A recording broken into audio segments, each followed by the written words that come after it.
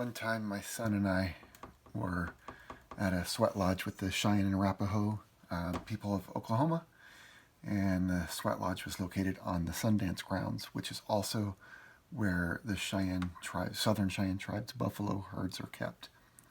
So this was at night, and we were doing the ceremony in the moonlight, and you could see the shape of the Sundance arbor in the darkness. And we were doing, all the 4 rounds of the sweat and singing all the Cheyenne songs for it. And when it was all over, we were just kind of leaning against the lodge, sitting in the prairie grass and just looking at the stars. And we had some powwow music playing on a little portable cassette player. But what had happened while we were inside the lodge during the ceremony is that the buffalo herd had approached out of curiosity to see what we were doing. So we had these giant shapes in the dark as they approached us, and then when they got close to the fire, we could see these enormous buffalo just standing all around us. And my son, who was just a little guy at the time, was just transfixed by it. And it was his first real close encounter with buffalo. And so he was kind of curled up in my arm. And he said to me at one point, he said, yeah, that he really liked them. But he said, the problem, he goes, Dad, my water bottle is over there. And his water bottle was sitting in the grass, like underneath one of the largest lead buffalo, one of these giant bison. And so I said to my son, well, hey, ask him to move. And so my son did. And he said, Buffalo, would you please move so I can get my water?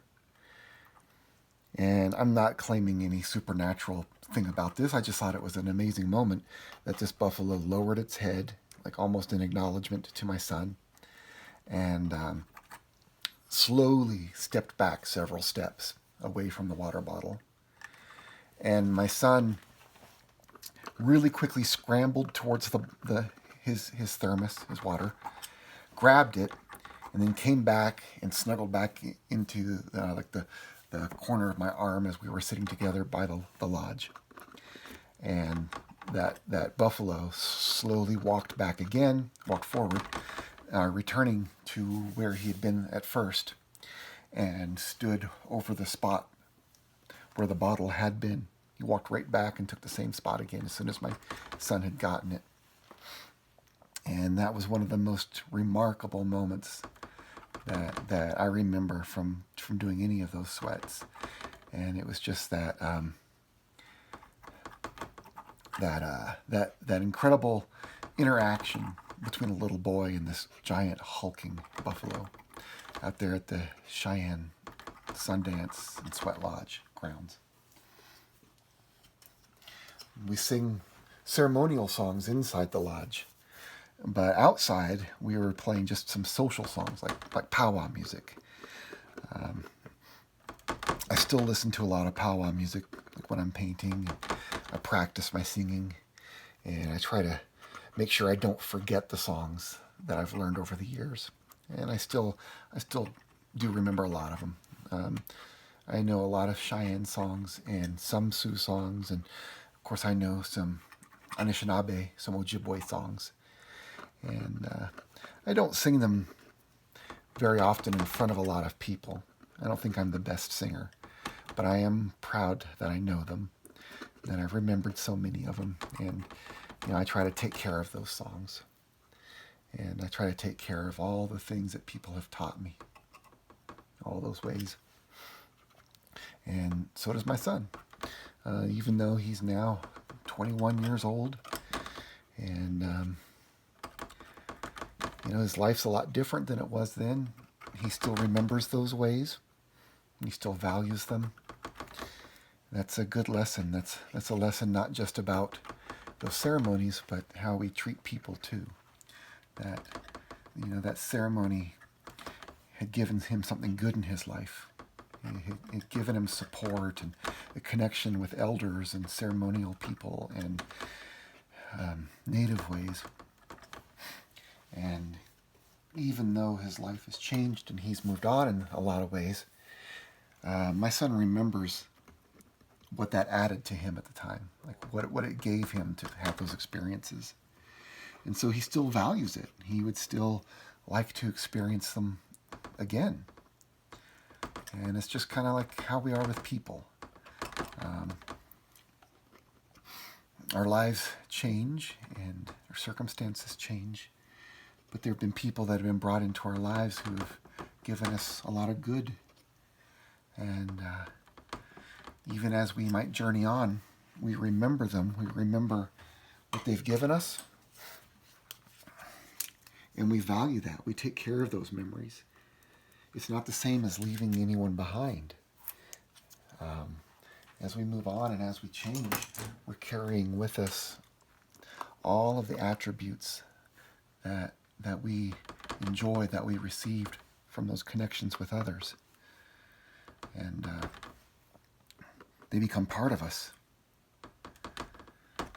And so friendships, in a way, are like those ceremonies. And they're things that we have to take care of, things that we remember, things that we struggle to pass on and preserve, just like we do with ceremonies. And like when my role models teach me something about how to paint, or how to apply certain paint, or how to plan composition better, or how to plan my values, I take those things that they've given me and I try to remember them. I don't want to take them for granted. I try to remember them and show respect that my role models have taken that time to give me those things. And then if I can pass any of them on to someone too, then I want to do that. All of these connections that we have, all these ways of relating to others, they're special. They're something it's a matter of reverence for me. That's my favorite thing to do, is to find connections with other people. Sometimes I like to be alone. Sometimes I'm introverted, but not always. But the connections that I have with others, listening to them and valuing the stories that they share with me, those are special things. I have a hard time thinking of myself as a special person. I don't think that I am. But the most special thing about me, actually, if there is something, is how much of me comes from the contributions of others. The stories that have been shared with me, the experiences that have been shared with me. And I value those things and I carry them on. And it's other people that I think are special. And my encounters with the things that are special about others contributes to who I am.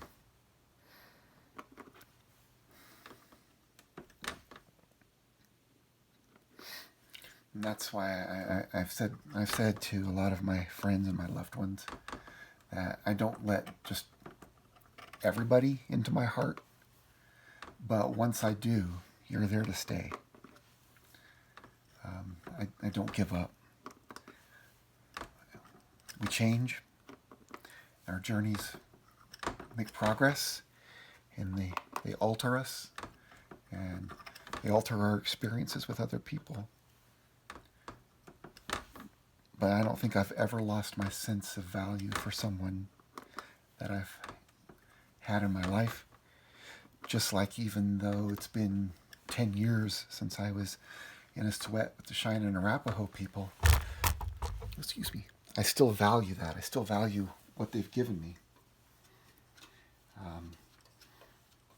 I still remember those songs and those experiences and all of the things that we used to do together.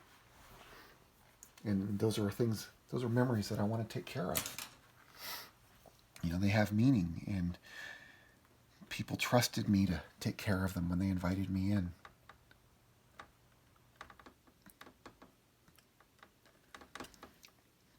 And being trusted like that, like being taken in and welcomed, is something that you don't squander.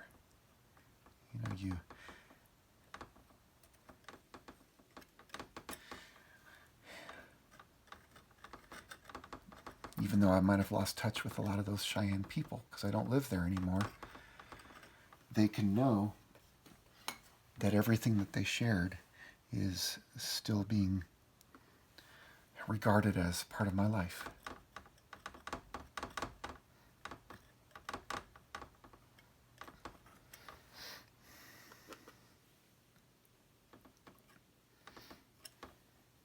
And that's why I think stories and experiences are so important to me. I've realized that even though I've had many different professions, they all have one thing in common, and that's storytelling. It's listening to other people's stories and absorbing them and sharing mine back with them, and using stories as a means of exchange in a relationship, in a connection. Really valuing what someone else entrusts me with when they open up, when they share something like that. Really treating it as a thing of value. And storytelling for me is medicine.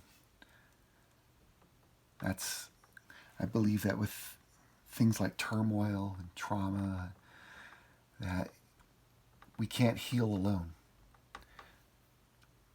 We can't heal in isolation. Healing comes by reconnecting with other lives.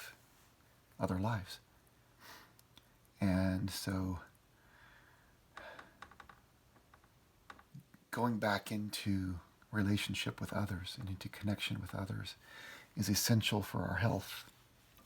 And that's one reason why I'm almost desperate to nurture those connections and see them continue whenever I can. And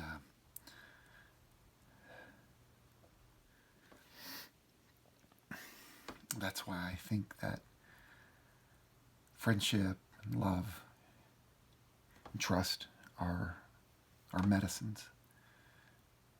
If I could use words like sacred, that's what I would say, is that they're sacred things. And that doesn't mean I've always gotten it right. I've handled things wrong before, and I've done things wrong, and I've messed up, and I've lost relationships. But I still value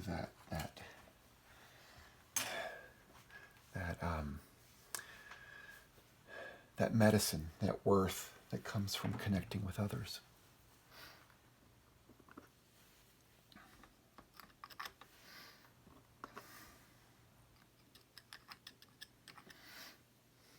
I need a title for this one.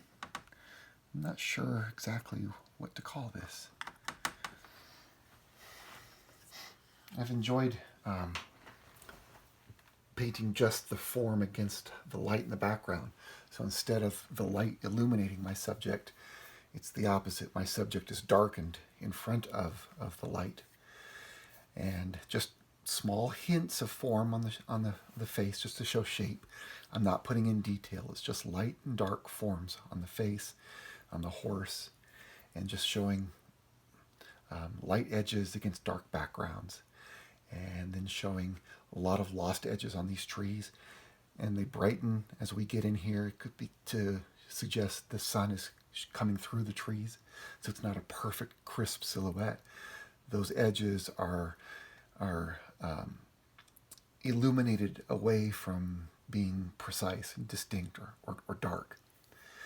And then on this side, I've really enjoyed going from the light shapes and colors in all the foliage, and then having it darken and darken, but also stay kind of warm. So there's still reds, pinks, purples, all coming into these dark green shades, so that it's got form and texture and experimentation in the way that the paint is applied. And then even these little rocks here, I've just kind of given them some crispy edges with a palette knife. Nothing hyper realistic going on with them. Not trying to capture every part of the shape of all these rocks. I'm literally just edging them in with a palette knife, just to give some crispy, broken kinds of edges. I'm sure there's a lesson in that too. I feel like sometimes that's me. You know, there's broken edges too, but it suggests something that's good. And that's kind of how I feel about myself sometimes. Thank you.